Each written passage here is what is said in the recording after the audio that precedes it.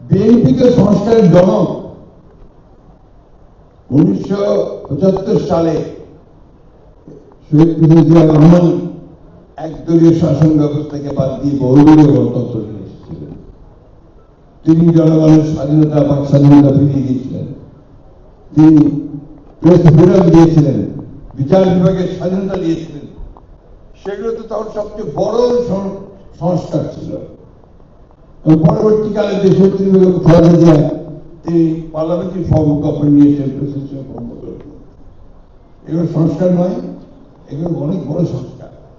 তারপরে caretaker government আমরা প্রথমে রাজি হয়েছি বিভিন্ন কারণে, পরে আমরা দেখেছি যে জনমত এটা চায়, আমরা রাজি হয়েছি এবং নির্বাচন করে স্পেশাল অধিবেশন করে সারা অধিবেশন করে আমরা এই কেয়ারটেকার গভর্নমেন্ট যে আদেশ, যে বিধান, সেটা আমরা সব কনস্টিটিউশনের সঙ্গে নির্দিষ্ট করেছিলাম।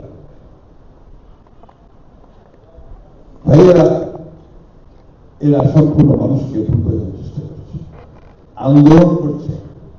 এখন আপনার জামাতের নেতৃত্বে 11 দল, তারা এটার উপরে আন্দোলন করছে। উদ্দেশ্যটা আবার বাংলাদেশকে ডিস্টেবিলাইজ করা, অস্থিতিশীলতার দিকে নিয়ে যাওয়া। আল্লাহর কাছে হাজার শুকর যে এই পার্লামেন্টের অধিবেশনের শেষ দিনে বিরোধী দলের নেতা বলেছেন যে তারা সহযোগিতা করতে চান এবং তারা পার্লামেন্টে এই সমস্যার সমাধান করতে চান। আমাদের মাননীয় আইনমন্ত্রী তিনি আপনার একটা প্রস্তাব দিয়েছেন যে আসুন আমরা একটা সংবিধানের উপরে যে সংশোধন করবো তার জন্য একটা পার্লামেন্টারি কমিটি তৈরি করি। এই সাধারণ পার্লামেন্ট কমিটির প্রস্তাব দিয়েছেন। বিরোধী দল বলেছে তারা চিন্তা করে জানাবে। আমি আশা করবো যে তারা দ্রুত চিন্তা করে একটা নাম বলে দেবে এবং দ্রুতই এই সংবিধানের যে বিতর্ক শুরু হয়েছে সেই বিতর্ক শেষ হয়ে এটা নিয়ে আমরা সামনের দিকে এগিয়ে যেতে পারবো।